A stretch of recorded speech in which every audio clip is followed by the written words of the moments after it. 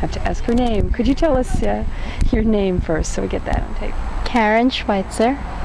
Okay, Karen's going to talk to us about the action that was done at the truck gate this past Tuesday.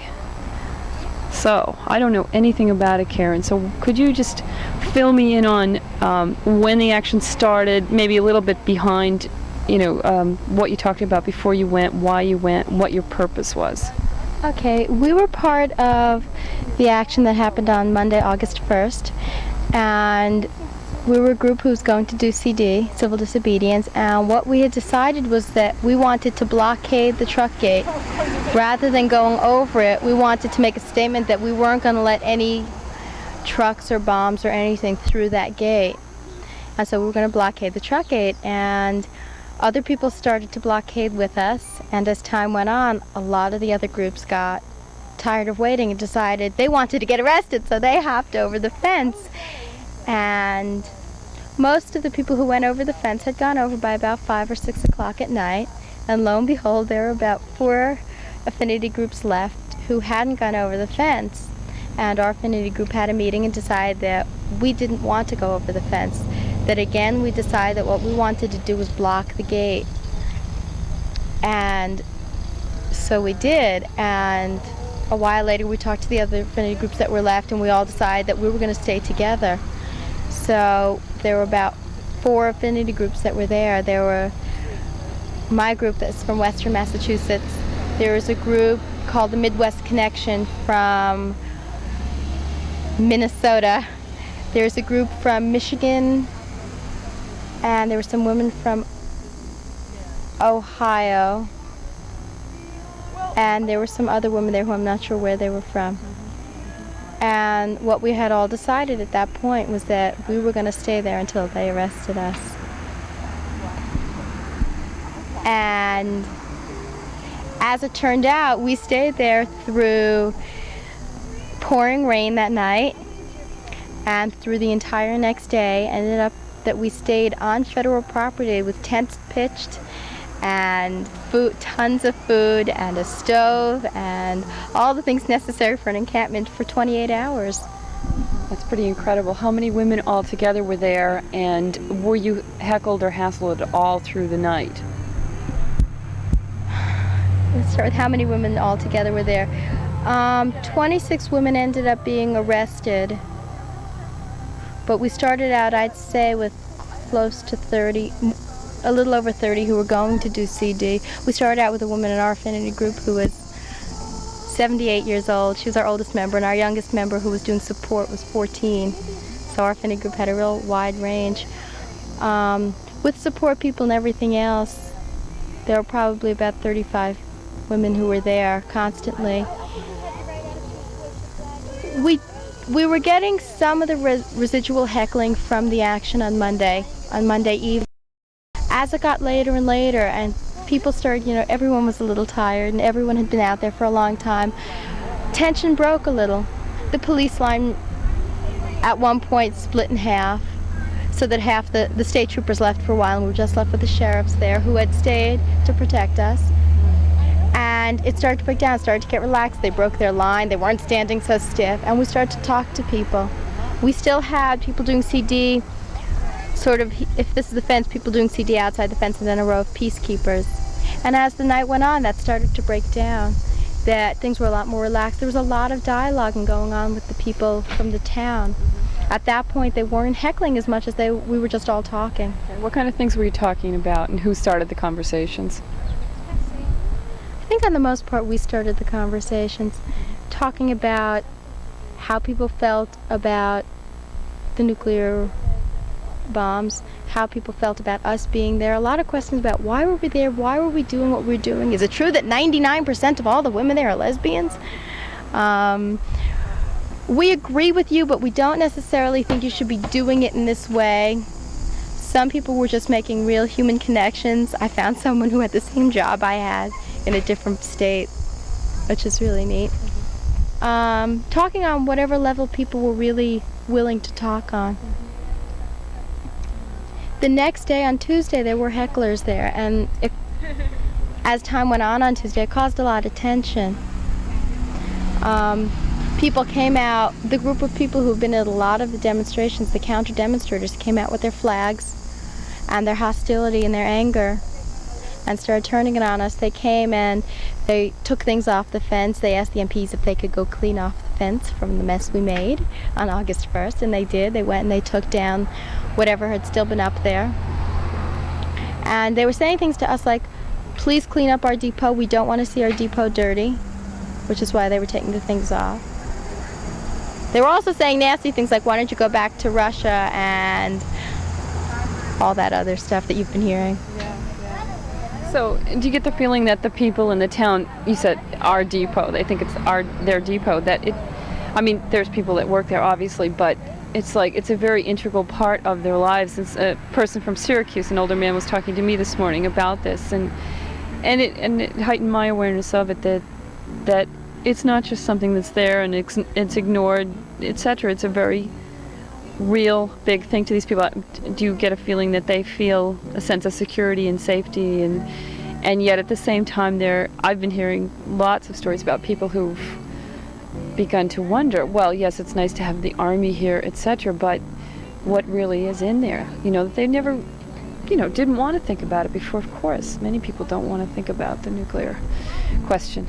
I think that they're protective of it because it's in their community. I think they feel that attachment to it because it's in their community. I don't know that they necessarily feel it protects them, but that it is a big part of their community. I think it's hard not to be aware of that large space that's not really part of your community but is. They feel like they own it, like it's theirs. Although, and someone today even said, that's our tax money. It's our tax money too. It's a federal place. It's our tax money too. Which I don't know that a lot of people understand that. Can you tell me what it was that happened to you that caused you to get arrested? Because you said earlier to me that you didn't go there with the intent of getting arrested. You went there with the intent of blockading the truck gate. Yeah. So what actually happened? Well, first of all, I want to tell you we were real victorious because we turned away 2 or 3 trucks that pulled in. 2 trucks that I saw, and someone said there was another one. They pulled in. The truck driver looked at us. He got out of his truck. He walked over to the MPs. The MPs turned him away. And I assume he just went in another gate. But the point was, if we could close down one gate, it was pretty good for us to have done that. We felt real strong. What happened was Tuesday, we'd been there overnight, and we were feeling real comfortable, and it was pretty obvious that the MPs were going to wait us out, that they didn't want to arrest us, that they wanted us to have to go away and be defeated, and we knew we weren't going to go away. And what happened was this group of counter demonstrators was out there, and they started getting more and more hostile, and we were pretty small numbers. We had no real peacekeepers from the camp over there. We did it for ourselves, the peacekeeping. At one point, they sent some of the younger members of their group over to start taking the banners that we put up on the fence, one that said Women's Encampment and something else that we'd put up right on the fence behind our tarp. And they came over and ripped it down. And we just formed a circle and started singing, and they walked away. They didn't touch our personal belongings. They didn't touch any of our stuff. They just wanted the stuff off the fence. And that was the first time they made a move toward us. Before that, they had been back on the car. And I guess it was at that point also that they had taken a mannequin that someone had made for the action on Monday that was going to go over the fence. They took that mannequin, they tied it up to a stake. They tied its hands like this and tied its head up. And it was really disturbing to us, but we just, centered ourselves and sang and stayed in a circle. And after that, a bunch of women from the churches around the area came and did an ecumenical thing for us, service, that's what it was. And then the women from Women's International League for Peace and Freedom had come and joined us, and we were in a big circle, and I guess they felt that kind of threatening, because after that was over and we were all standing around and talking, they crossed the yellow line and started to move closer, because they saw we weren't getting arrested. They knew they weren't going to get arrested for doing the same thing. And it was just about, at that point, it was after work, more people showing up. It was like 5 or 6. And things had been getting, slowly. Since about 3, things had been getting a little more escalated. At around noon, we had put up tents and the tarps and stuff. So that, all of a sudden it looked different there. It looked like we were staying. And when they started to shout, clean up, we cleaned up. We tidied everything and made everything real neat, but it looked like we were staying. So when it got to the time when people were leaving work at about 5 o'clock, more women started coming over from the encampment. And slowly but surely, I'm not going to go into long drawn-out details of everything that happened, but it was escalating on both sides. More women from the depot were coming, and they were getting angrier and angrier. And one woman from the counter demonstration started to push someone and poke them and verbally abuse them. There was a lot of verbal abuse going on, a lot of really hurtful comments that were really hard to stand and take. Some of the peacekeepers were facing away, had turned their backs so they didn't have to listen to it. Some were still facing them. And it was real hard. We were in a line that was all spread out at this point, going across the truck gate entrance. And it escalated and escalated and escalated until it was getting darker and darker out. And somewhere around 8 or 8:30, someone came and went to the MPs and said, it was two teenagers from town who had been, I guess, either part of the counter demonstrators or just part of the townspeople that were looking on, because by that time there were 3 groups. There was the women from the peace camp, there were the counter demonstrators, and then there were townspeople who were just curious, but they weren't actively being counter demonstrators. The MPs came out, and it was real tense by then already. I mean, it had changed drastically since earlier in the afternoon. It was real tense, and you could feel it. And we had had a lot of peacekeepers there by then. I'd say there were about 40 or 50 of them. And we came out, the MPs came out, and we thought they were about to arrest us. So we sat down in front of the gate, those of us doing CD. And they came out, they took their police blockades and pushed everyone back over across the yellow line so that they'd be back under the jurisdiction of the state police. The state police were there through the night until 7 in the morning, at which point they left except for 2 cars. So when all of this started, there were about 4 state police, and when it started to escalate, the state police also came in. So it was escalating actually on 3 levels. So they pushed it back so the state police could do something, because what they felt like was the MPs couldn't do anything, and they didn't want to arrest the whole crowd. So they pushed everyone back so the state police could do what they had to do. So at that point, there was a line of peacekeepers on the yellow line, then there was a line of MPs, and then there was a line of counter demonstrators. And that was at the time when both the peacekeepers and the state police started to ask the people doing CD to do something, to do something to break the tension. And that was when it took us about probably close to 45 minutes to decide 3 times that we were going to stay there. The peacekeepers were scared because of all the violence. The state police didn't want anything to happen, and they said, we can't ask either of you to disperse first, because either way it's unfair. And we said, look, we don't want to leave. And we told the peacekeepers they could leave, and the peacekeepers said, we won't leave you being here because we're scared that you guys would get hurt. The MPs had said, we're not going to do anything if violence breaks out. They were pissed because, remember I said 2 people had asked them to move the line back. Well, no one had left when the line got moved back. They thought we lied to them. And what happened was, it wasn't us who asked them to move it, but they wouldn't. We negotiated with the MPs, we negotiated with the state police. The MPs wouldn't believe that it wasn't us who asked them. And it took a long time. And it took a lot of people saying, please reconsider, we don't want any violence. And the MPs kept, acting as if they weren't going to arrest. And the state police didn't know what to do. This real nice guy who kept saying, come on, you've achieved your point, you've been here, you've shown everyone you could be here, just jump the fence. And it was, being able to negotiate with them was really good. That was real important. That's something that I also felt was really important about the action. And so what happened was, we decided for a 3rd and final time we weren't going to leave. We told the peacekeepers, do what you have to do, we're not leaving. We told the state police, we're sorry, we don't want to cause you, we don't want violence either, but we're not moving. And at that point, about 5 minutes later, not even 5 minutes, the MPs arrested us, took us in.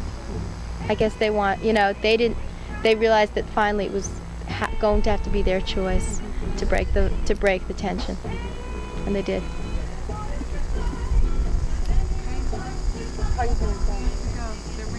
Okay, let's go. You want to ask me one final question? Any last comments? Couple of minutes? Anything you want to say about? You look real joyful. You look like you're glad that you did it. That just again, there's certain things that happen at each of these demonstrations that, some changes are made, some transitions take place for lots of people on many levels. So. Yeah, for us it was really empowering to be there. When we turned the trucks away, it was empowering, and for us it was real important to be able to talk to people, to be able to talk to the townspeople there. And I felt also like it let people who were uneasy with August 1st, the townspeople who were uneasy with that, have a chance to talk. It also let August 1st go on. It didn't die. And I think between that and what happened at Waterloo, it added a little more dimension to August 1st than it just being a one-day action with people just going over the fence. And to me, that was real important. It felt really good. Thanks very much for doing it. Thanks for talking with us. Thank you for being here to talk to me about it. Singing for our lives. We are an active, loving people, and we are singing for our lives. We are what? We are sunshine-loving people, and we are singing